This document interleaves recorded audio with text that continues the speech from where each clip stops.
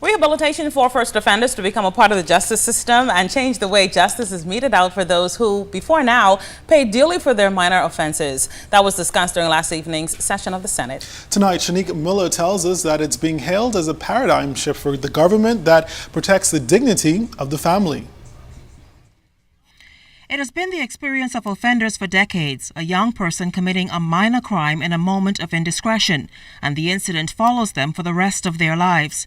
State Minister in the Ministry of National Security, Keith Bell, says men more often than women are victims of this. Over the years, we've seen where, as they are charged, they are convicted, they end up with criminal records, Madam President, they cannot get jobs, they cannot travel.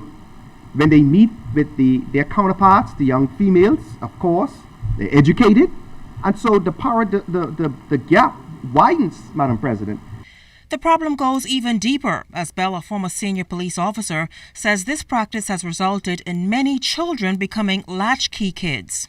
Every day, Madam President, we see where the police are called to homes in a number of areas where children are left in these homes, Madam President. They are called to homes where mothers have to go to work, and when they get there, just children in the homes. Madam President, that could present a criminal charge. But again, Madam President, in many cases, the police find that the mothers have no one to leave the children with.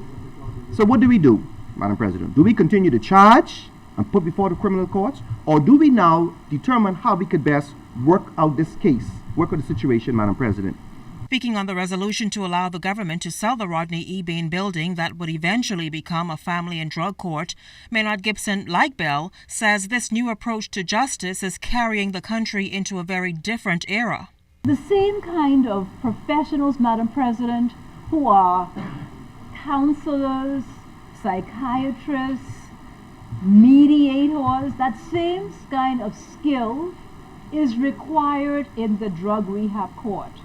We actually make sure that our young people are counseled, they are put on a probation, they have to do community service.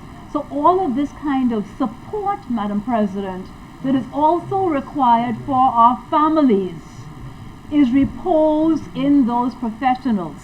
We want to see support for families. Yes. We want to see support for our young people. Maynard Gibson says to make the new family and drug courts even more effective, all related agencies like the Department of Social Services will be a part of the rehabilitative process. The family and drug rehab courts will be housed in the Rodney Bain building. Shanique Miller, ZNS Network News.